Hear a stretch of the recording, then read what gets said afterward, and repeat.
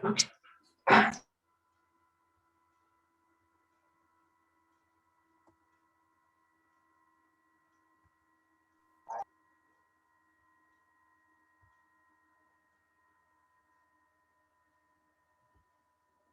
Good morning. आजची zoom meeting याकरता ठेवलेली आहे की उद्यापासून आपली एक्झाम सुरू होत आहे. या एक्झामच्या अनुषंगानं काही महत्त्वाचे पॉईंट्स हे तुम्हाला सांगायचे आहेत. या एक्झामची थोडीशी पूर्वतयारी म्हटलं तरी हरकत नाही. तर त्याची पूर्वतयारी आपण वेगवेगळ्या टेस्टच्या माध्यमातून आपली झालेली आहे. गुगल फॉर्मच्या निमित्तानं आपल्याला ही ऑनलाईन एक्झाम कशी अटेम्प्ट करायची याचं देखील ट्रेनिंग तुम्हाला मिळालेलं आहे. त्याच्यानंतर विद्यापीठाच्या ऑनलाईन पोर्टलला तुम्ही जर रजिस्ट्रेशन केलं तुमचा ईमेल आय डी आणि मोबाईल नंबर, त्याच्यानंतर तुमची मॉक टेस्ट देखील घेण्यात आली. त्या मॉक टेस्टमध्ये तुम्हाला थोडीफार कल्पना आली असेल की आपली एक्झाम कशा पद्धतीने होणार आहे आणि ही एक्झाम आपण अटेम्प्ट करत असताना कोणत्या प्रिकॉशन घ्यायचे आहेत हे देखील तुम्हाला लक्षात आलं असेल. एक्झाम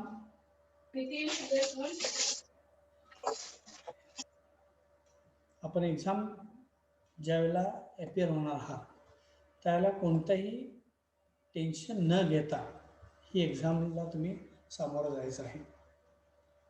वास्तविक तसं बघायला गेलं तर टेन्शन तुम्हा विद्यार्थ्यांना असायचं कारण नाही, कारण जो सिलेबस पूर्ण केलेला आहे त्या सिलेबसवर वेगवेगळ्या पद्धतीनं डिस्क्रिप्टिव्ह टाईप, MCQ बेस्ड अशा पद्धतीनं ह्या एक्झाम घेतलेले आहे. त्यामुळे तुम्हाला ही एक्झाम कशी असते, याचं नेचर कसं असतं हे देखील आता थोडंसं लक्षात आलेलं आहे. तर आपण या एक्झामला सामोरं जात असताना काही महत्त्वाच्या गोष्टी लक्षात ठेवायच्या आहेत. सिलेबसच्या बाबतीत किंवा पेपर अटेम्प्ट तुम्ही कसा करणार याच्या बाबतीत माझ्या मनात कोणतीही शंका नाही, कारण तुमची तयारी इतकी जबरदस्त झालेली आहे की सगळ्यांना पेपर हे सगळे चांगले जाणारच आहे. याचं कारण असं आहे की कोविड सिच्युएशनमुळं बराचसा सिलेबस रिड्यूस केलेला आहे. इनॉर्गॅनिक केमिस्ट्रीच्या बाबतीत जर बोलायचं झालं पेपर नंबर 9, तर एकूण 5 युनिट होते, त्याच्यापैकी 2 युनिट पूर्ण रिमूव्ह केलेले आहेत. तर मला एक्झाम 3च युनिट्सवर द्यायचे आहे, किंवा काम देखील आपलं थोडंसं सोपं झालेलं आहे. पण आपण ओव्हर कॉन्फिडन्समध्ये कोणत्याही परिस्थितीत न जाता आपण काही महत्त्वाच्या गोष्टी या लक्षात ठेवायच्या आहेत. ज्या पद्धतीनं आम्ही ऑनलाईन एक्झाम घेत होतो त्या पद्धतीनेच ही एक्झाम तुमची असणार आहे. या एक्झामसाठी तुम्हाला तुमचा ईमेल आय डी जो तुम्ही रजिस्टर केलेला आहे ऑनलाईन एक्झामसाठी तो व्यवस्थित तुम्ही ईमेल आय डी ज्यावेळेला तुम्ही एक्झामला अपेअर होणार आहात त्यावेळेला लिहायचं आहे की ज्याच्यामध्ये या ईमेल आय डीसाठी रेड कलरचं ॲस्टरिक असेल. That means it is a compulsory or mandatory field which you have to fill very carefully without any correction. त्याच्यानंतर तुमचा PRN नंबर. PRN नंबर आपण आपल्या समोर ठेवायचा आहे. बऱ्याच वेळेला काही विद्यार्थी ओव्हर कॉन्फिडन्समध्ये PRN नंबर लिहित असताना त्याच्यामध्ये चूक होऊ शकते आणि ह्या चुका ज्या झालेल्या आहेत ऑनलाईनला ह्या रेक्टिफाय करणं हे फार कठीण काम असतं. तेव्हा अशी वेळ आपल्यावर येऊ नये याच्यासाठी तुम्ही या ज्या प्रॉबेबल करेक्शन्स आहेत त्या आपण अजिबात करायच्या नाही आहेत. मिस्टेक्स ज्या आहेत त्या करायच्या नाही आहेत. आपण सगळा जो त्याच्यामध्ये मॅन्डेटरी फील्ड्स आहेत, PRN असेल, ईमेल आय डी असेल आणि त्याच्या अनुषंगाने आणखी 2 फील्ड काय असतील त्याप्रमाणे तुम्ही व्यवस्थित भरायचं आहे आणि त्याच्यानंतर तुमचा फॉर्म ओपन होईल. त्यामुळे तुमचे रिक्विजिट जे आहे ती PRN आणि तुमचं ईमेल आय डी. दुसरी महत्त्वाची गोष्ट, आपण एक्झाम दुपारी 2:30 आहे. ते एक्झामचं टाईम टेबल जे आहे ते कसं तुम्हाला मिळवायचं त्याची मी लिंक आपला आता हा सेशन झाल्यानंतर मी पाठवणार आहे. तर तुम्ही त्याच्यामध्ये जे इन्फॉर्मेशन आहे ती इन्फॉर्मेशन फिलअप केल्यानंतर तुम्हाला ताबडतोब तुमचा पेपर कोणता आहे उद्याला आणि किती वाजता आहे हे देखील तुम्हाला लक्षात येईल. उद्याला फक्त पेपर नंबर 10 आहे. पेपर नंबर 10 ऑर्गॅनिक केमिस्ट्रीचा पेपर आहे. तर हे तुम्ही चेक करायचं आहे. मी ऑनलाईन पोर्टलची लिंक पाठवणार आहे, त्याच्यामधून तुम्ही चेक करायचं आहे. म्हणजे तुम्हाला उद्याला कोणता पेपर आहे हे लक्षात येईल आणि किती वाजता आहे हे देखील लक्षात येईल. मोबाईल पूर्ण बॅटरी चार्ज असली पाहिजे. मोबाईलला रेंज ही मॅक्झिमम असेल अशा ठिकाणी आपण या एक्झामसाठी अपिअर व्हायचं आहे. रेंजच्या बाबतीत सांगायचं झालं तर काही विद्यार्थी हे रूरल एरियातून ही एक्झाम देणार आहेत. तर काही ठिकाणी या रेंजचा प्रॉब्लेम येऊ शकतो. तर त्या विद्यार्थ्यांनी जिथं मॅक्झिमम रेंज आहे अशा ठिकाणीच आपण आपले एक्झामसाठी ती रूम किंवा ती जागा आपण निवडायची आहे. म्हणजे तुम्हाला हॅसल फ्री ही एक्झाम देता येईल. तर हे झालं आपल्या एक्झामच्या बाबतीत. या एक्झाम आपली ज्यावेळेला सुरू होणार आहे उद्याला 2:30 तर तुम्ही साधारण 20 ते 25 मिनिट आधीच लॉग इन करून तयार व्हायचं आहे. अगदी 2:30ला एक्झाम आहे म्हटलं 2:30ला तुम्ही लॉग इन करायला जाऊ नका. त्याचं कारण असं की मोस्ट ऑफ द टाइम्स जवळपास विद्यापीठातले ज्या विद्यार्थ्यांनी more than 90% students have opted online option, तेव्हा सगळे विद्यार्थी ज्यावेळेला at a time log in करण्याचा प्रयत्न करतात त्यावेळेला सर्व्हरवर जो आहे विद्यापीठाचा जो सर्व्हर आहे त्याच्यावर ताण येऊ शकतो आणि कदाचित तुम्हाला ती लिंक ओपन न होणे, जरी ओपन झाली तरी क्वेश्चन पेपर न दिसणे, अशा प्रकारच्या एरर्स तुम्हाला दिसू शकतात.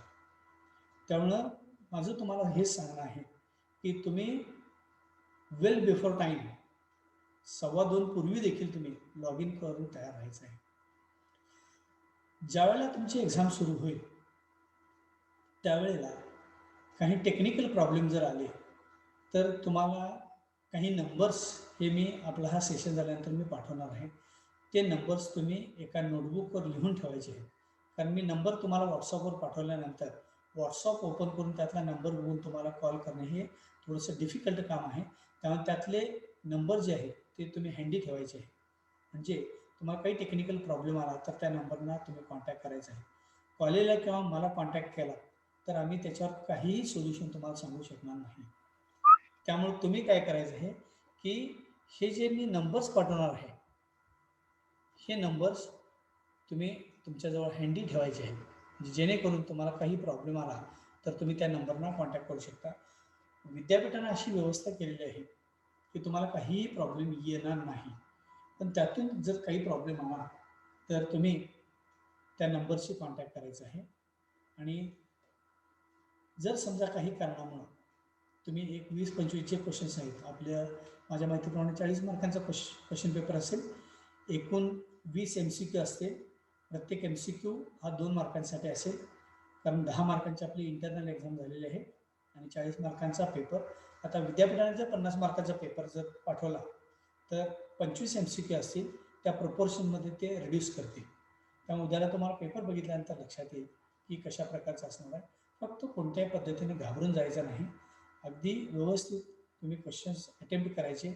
तुम्हाला हे क्वेश्चन्स सगळे माहीत असणारेच क्वेश्चन्स आहेत. फक्त घाई गडबडीत एखादा ऑप्शन चुकीचा निवडला जाऊ नये याची आपण खबरदारी घ्यायची. आता हे झालं आपल्या परीक्षेच्या बाबतीत. परीक्षेच्या अनुषंगाने काही प्रॉब्लेम जर आले तर त्याच्या एक 2-3 डॉक्युमेंट्स आहेत ती मी व्हॉट्सअपवर आपला सेशन झाल्यानंतर मी पाठवणार आहे की ज्याच्यामध्ये तुम्हाला ऑनलाईन स्टेटस उद्याला कोणता पेपर आहे, किती वाजता आहे, नंतर पुढचा पेपर कधी आहे या गोष्टी तुम्हाला समजतील. त्याच्यानंतर टेक्निकल प्रॉब्लेम जर काय आला एक्झामच्या वेळेला तर तुम्ही कोणाला कॉन्टॅक्ट करायचं ते डॉक्युमेंट देखील मी पाठवणार आहे. त्याशिवाय विद्यापीठाची वेबसाईट ओपन केल्यानंतर त्याच्यामध्ये FAQ असं म्हणून दिलेलं आहे. तर FAQ हे तुम्ही थोडंसं वाचायचं आहे, ते देखील मी पाठवणार आहे.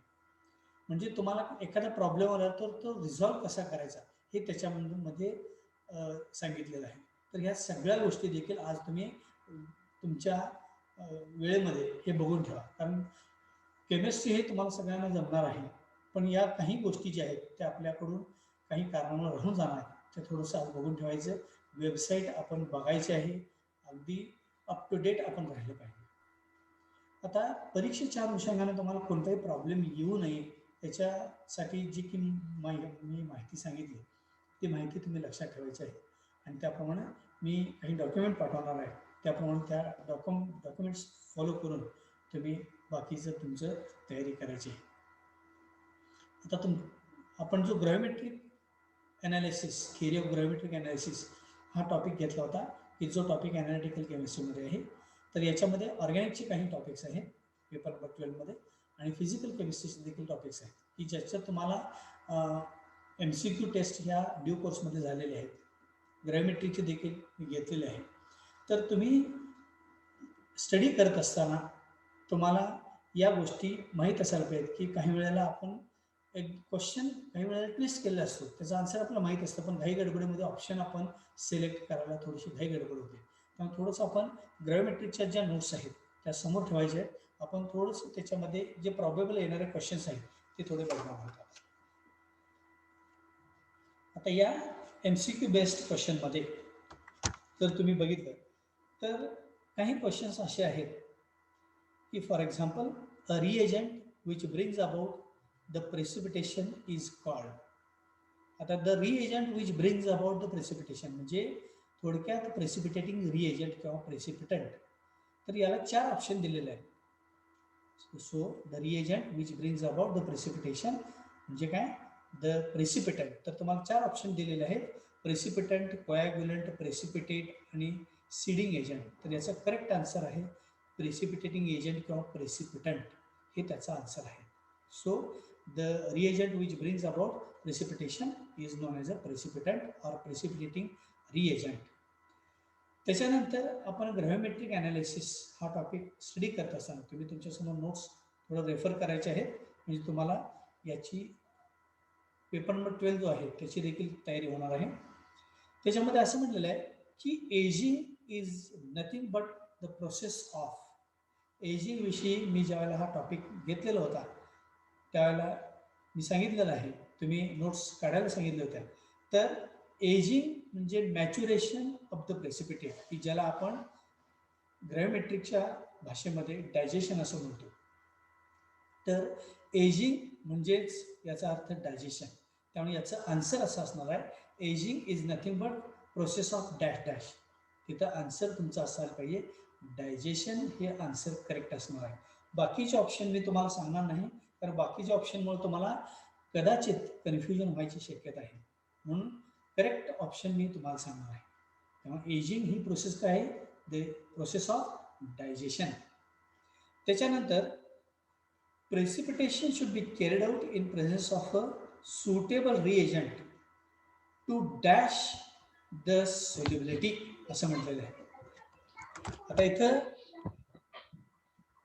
Precipitation should be carried out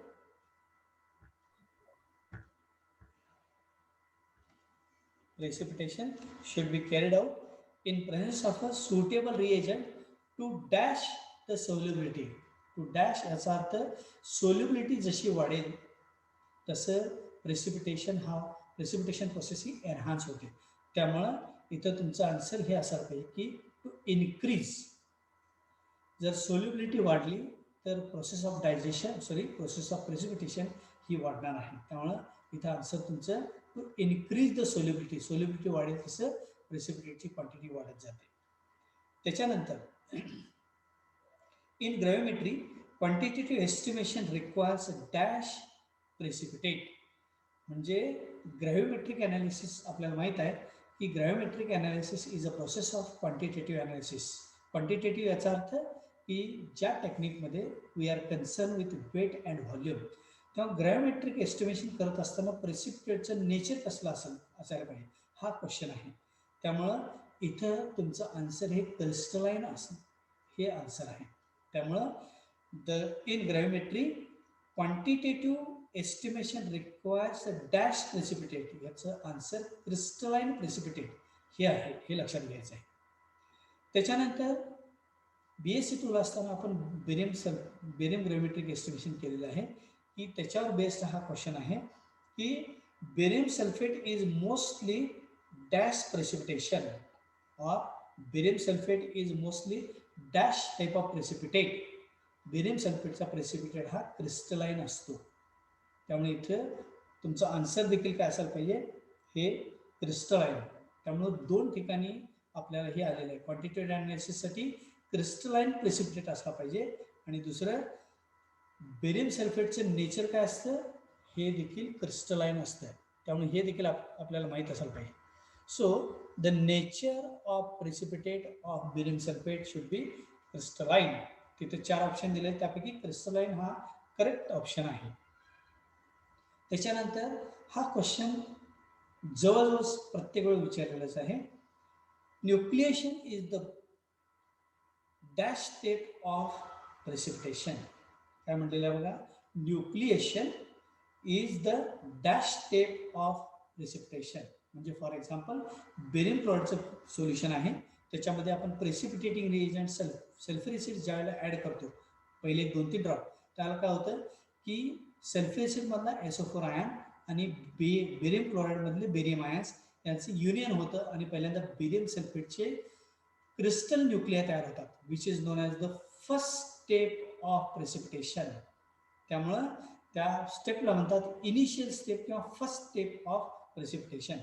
त्यामुळे तुमचा आन्सर काय असायला पाहिजे, nucleation is the dash step of precipitation is the initial किंवा फर्स्ट स्टेप. जर ऑप्शनमध्ये फर्स्ट असं दिलं असेल तर you have to choose first, किंवा ऑप्शनमध्ये जर इनिशियल म्हटलं असेल तर तुम्ही इनिशियल हा ऑप्शन चूज करायचा आहे. त्याच्यानंतर हा क्वेश्चन देखील बऱ्याच वेळेला विचारला आहे. DMG is a specific reagent. तुम्हाला माहित आहे की dimethyl glycine is a specific reagent for nickel. त्यामुळे तुमचा आन्सर हे निकेल असलं पाहिजे. त्यामुळं याच्या जवळपास असणारे ऑप्शन तुम्हाला असणार आहे, तर तुमचा आन्सर काय असायला पाहिजे, nickel is the right answer for this MCQ.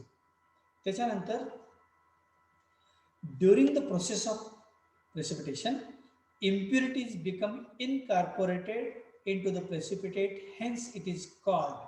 म्हणजे एखादं प्रेसिपिटेशन प्रोसेस चालू असताना त्या सोल्युशनमध्ये असणाऱ्या इम्प्युरिटीज देखील त्या प्रेसिपिटेट बरोबर इनकॉर्पोरेट होतात. या प्रोसेसला म्हणतात को प्रेसिपिटेशन. म्हणजे मेन प्रेसिपिटेशन बरोबर दुसऱ्या ज्या इम्प्युरिटीज आहेत त्यांचं देखील प्रेसिपिटेशन होणं या प्रोसेसला को प्रेसिपिटेशन असं म्हणतात. त्यामुळे हे तुम्ही लक्षात ठेवायचं आहे. During the process of precipitation impurities become incorporated, म्हणजे they get added to the main precipitate, into the precipitate, hence it is called co-precipitation. Co-precipitation is the right answer.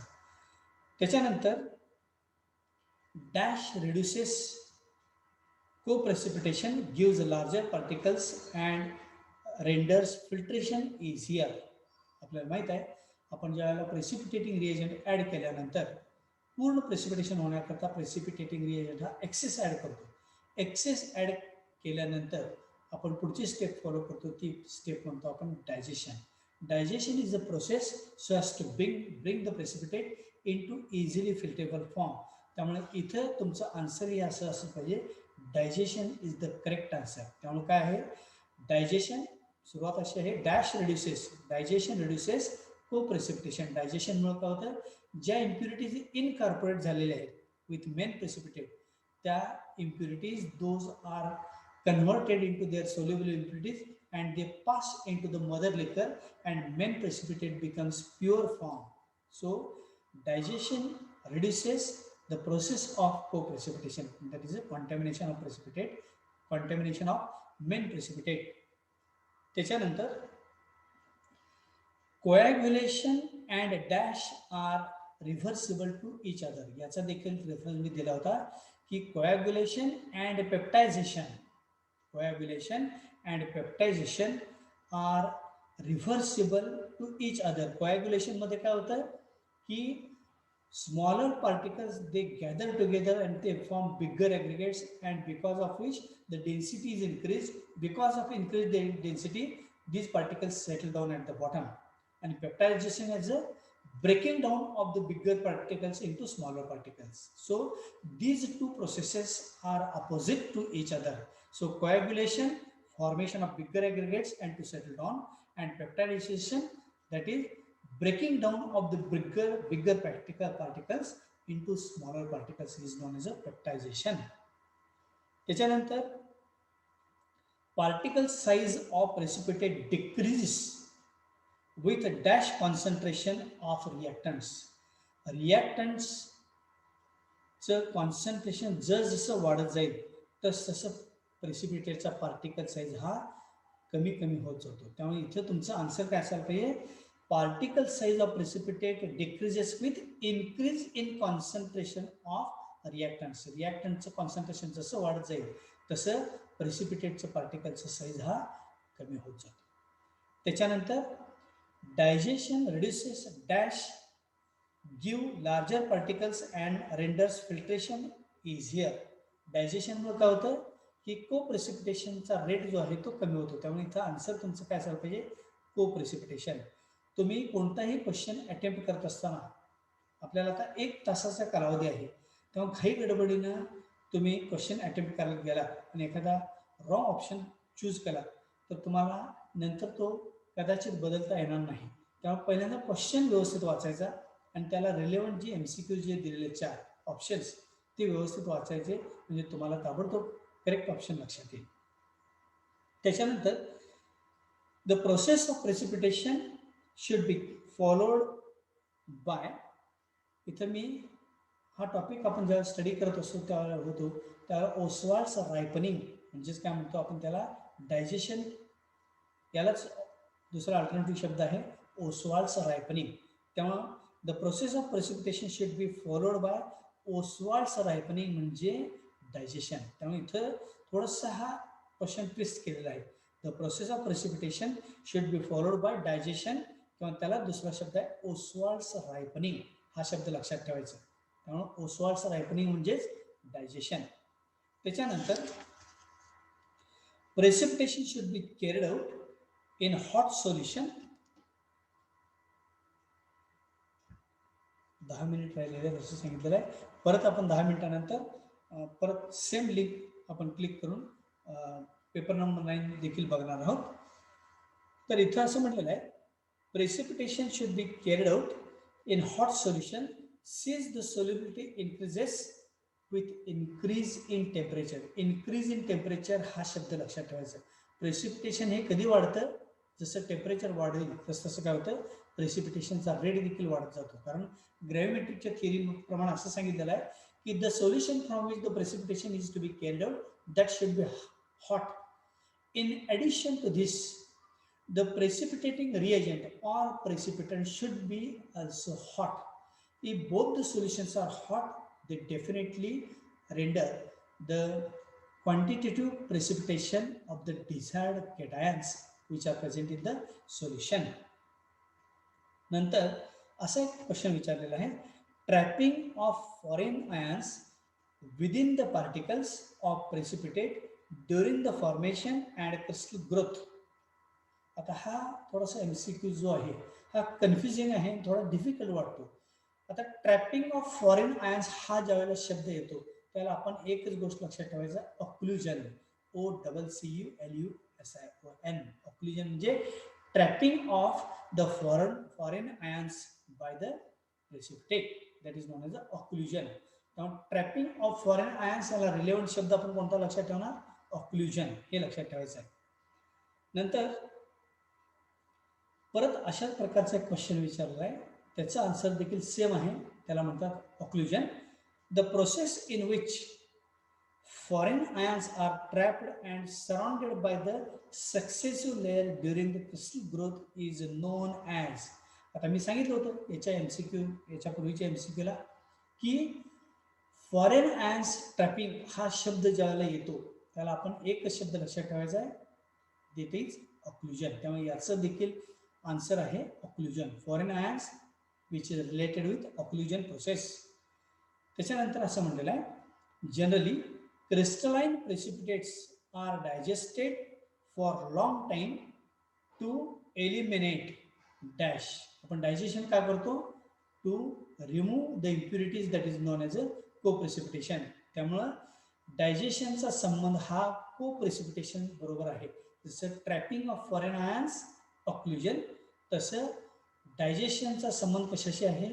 को precipitation, that means incorporation of the impurities along with the main precipitate is known as a को precipitation. तेव्हा अशा प्रकारचे हे जे questions आहेत हे विचारले जाण्याची शक्यता आहे. तेव्हा तुम्ही कोणत्याही पद्धतीनं गोंधळून न जाता आपण करेक्ट क्वेश्चन वाचायचं आहे आणि त्याच्यानंतर त्याचे ऑप्शन, आणि मी काही हिंट्स ज्या दिलेल्या आहेत त्या हिंट्स तुम्ही फॉलो केला तर तुम्हाला कोणताही प्रॉब्लेम येणार नाही. या पद्धतीने तुम्ही बाकीचे ऑर्गॅनिकचे असतील किंवा फिजिकलचे टॉपिक्स जे असतील ते टॉपिक्स तुम्ही काय करायचे, त्याचे MCQ देखील तयार करायचे आहेत. त्यामुळं या पद्धतीने तुम्ही पेपर नंबर 12 याची तयारी करायची आहे. तर या पद्धतीने आपण हे क्वेश्चन्स बघणार आहोत आणि त्याच्यानंतर परत आपण एक 5 मिनिटामध्ये पेपर नंबर 12 हा देखील बघणार आहोत. पण एक 5 मिनिट शिल्लक आहे. तर पेपर नंबर 9 जो आहे, पेपर नंबर 9 की ज्याच्यामध्ये 3 युनिट्स, एकूण 5 युनिट्स होते. 5 युनिट्स आपण कव्हर केलेले आहेत. पण दरम्यानच्या काळात विद्यापीठाने जे सर्क्युलर पाठवले की ज्याच्यामध्ये कोविड सिच्युएशनमुळं लेक्चरिंग आवर्स किंवा वर्किंग डेज कमी झाल्यामुळे काय केलेलं आहे, त्यांनी हा सिलेबस काही रिड्यूस केलेला आहे. ह्या सिलेबस रिडक्शनमध्ये ऑर्गॅनोमेटॅलिक कंपाऊंड्स किंवा ऑर्गॅनोमेटॅलिक केमिस्ट्री हा टॉपिक जो आहे हा त्यातून डिलीट केलेला आहे. दुसरं HSAB प्रिन्सिपल किंवा hard and soft acids and bases आणि नॉन ॲक्वेस सॉल्वंट्स, हे जे युनिट आपण बघितलेलं आहे 2 पार्टमध्ये. एका पार्टमध्ये आपण बघितलेलं आहे नॉन ॲक्वेस सॉल्वंट्स आणि दुसऱ्या पार्टमध्ये बघितलेलं आहे HSAB म्हणजे hard and soft acids and bases.